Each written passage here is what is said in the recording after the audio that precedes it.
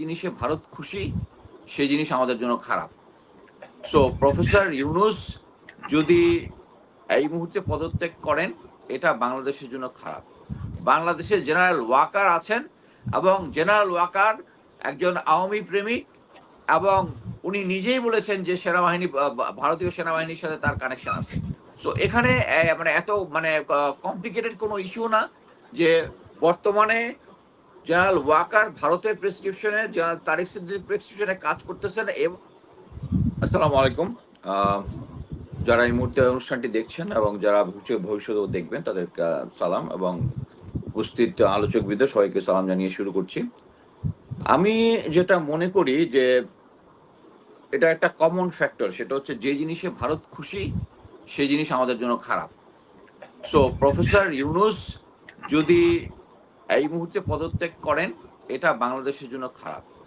আমি বিএনপি নেতা সালাউদ্দিন সাহেবের কমেন্টটা এইভাবে বলবো যে যখন প্রেসিডেন্ট ছুপ্পুর যখন পদত্যাগের কথা এসেছিল, যখন এটা নিয়ে লোকজন কথা বলছিল, তখন উনি বলেছিল যে উনি পদত্যাগ করলে একটা শূন্যতার সৃষ্টি হবে।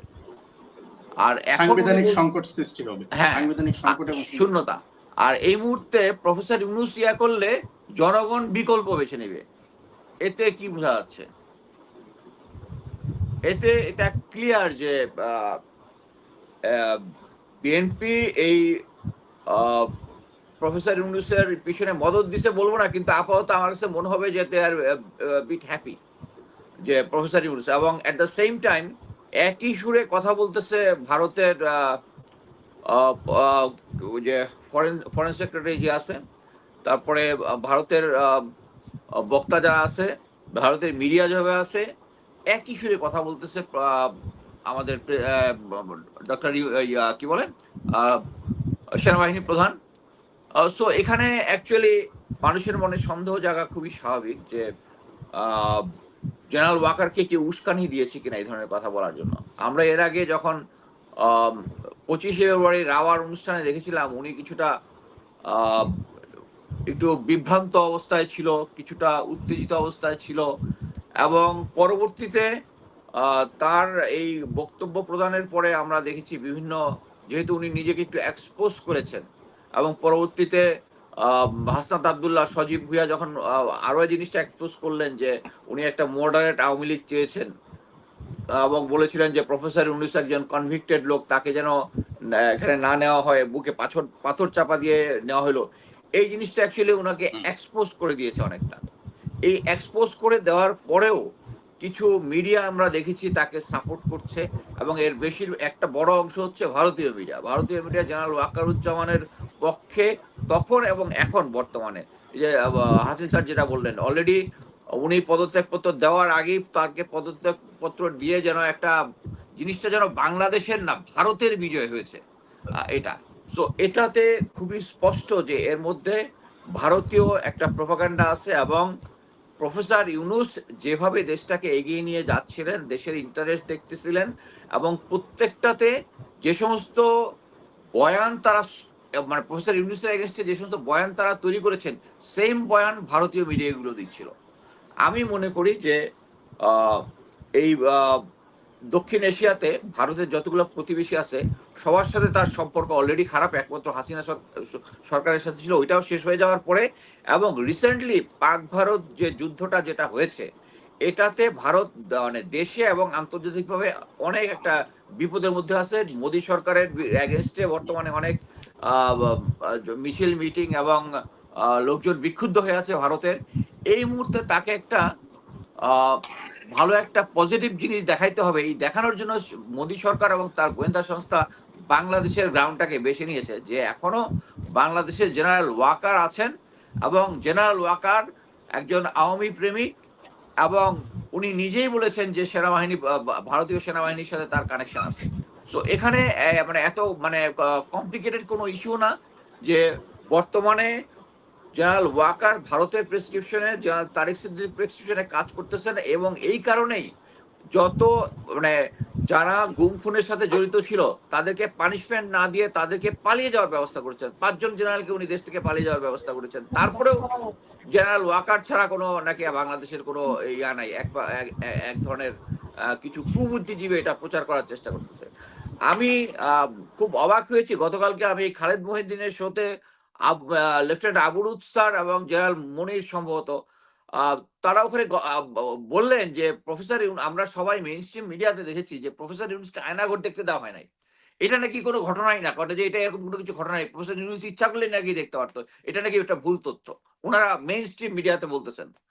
তারপরে আহ আহ মানে মোট কথা হচ্ছে আমার কাছে জিনিসটা খুব ফানি লেগেছে যে উনি এত লোকজনকে পালিয়ে যেতে দিলেন ইয়াদের দেশ থেকে যারা গুমখুনের সাথে জড়িত, তাদেরকে সেনা আইনে বিচার করতে চাইলেন।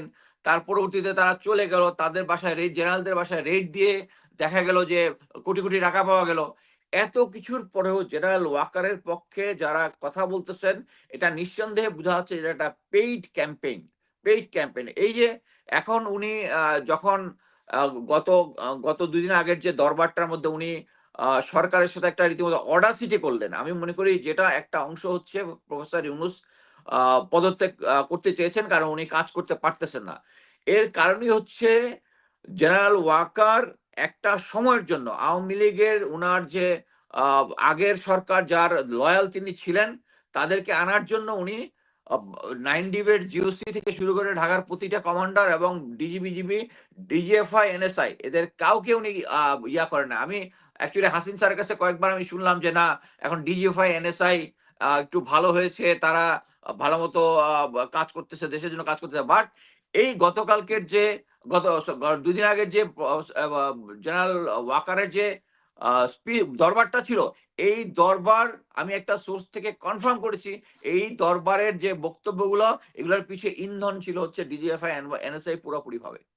ডিজিএফআই পুরোপুরি 100% আওয়ামী লীগের দোসর, যিনি কিনা 4ই আগস্ট এবং 5ই আগস্ট যখন তার কুমিল্লার জিওসি থাকার সময় তার অফিসাররা যখন বেরিয়ে গিয়েছিল এপিসি সহ, এটার বিরুদ্ধে অবস্থান করেছিল উনি।